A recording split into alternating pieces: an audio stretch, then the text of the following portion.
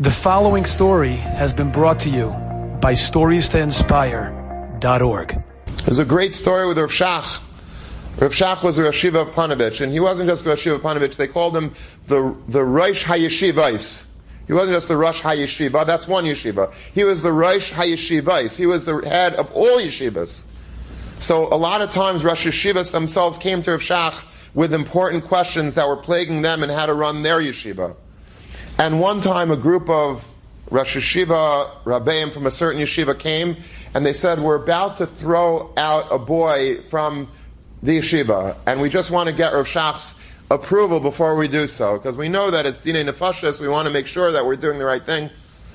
So Rav Shach says, okay, what did he do wrong? They said, you're not going to believe this. We caught him smoking on Shabbos in the dormitory. And, obviously they thought that Rav Shach would start being a kanoi, getting up, throw him, I'll do it myself.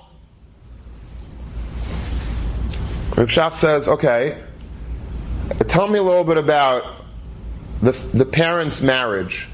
How is their shalom bayis? So these Rabbeim looked at each other like, I don't know.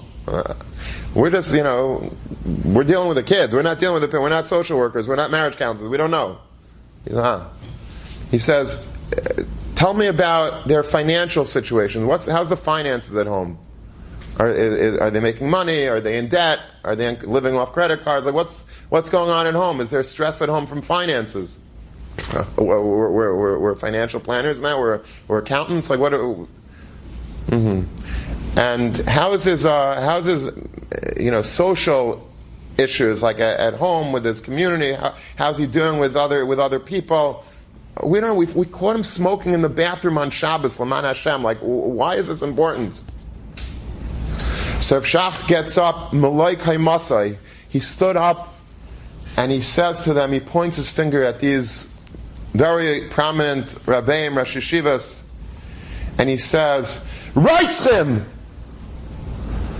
You're murderers!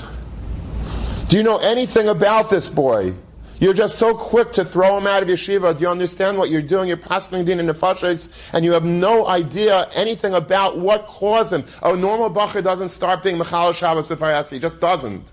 Something is going on. Look into it and get back to me before you issue your verdict. And they looked into it, and sure enough, there was terrible machlekes in the home, and the finances were in disrepair. And the boy was suffering with a lot of internal issues, things that were beneath the surface. But they did a little research, they found out, and they came back and they told me, he says, you can't kick a boy like this out of yeshiva. Deal with him. He's now yours. But this is what we're all up against. This isn't just a Rebbe Talmud thing. This isn't just a Hanhala yeshiva thing. This is each and every one of us every day of our life. Enjoyed this story? Come again. Bring a friend. StoriesToInspire.org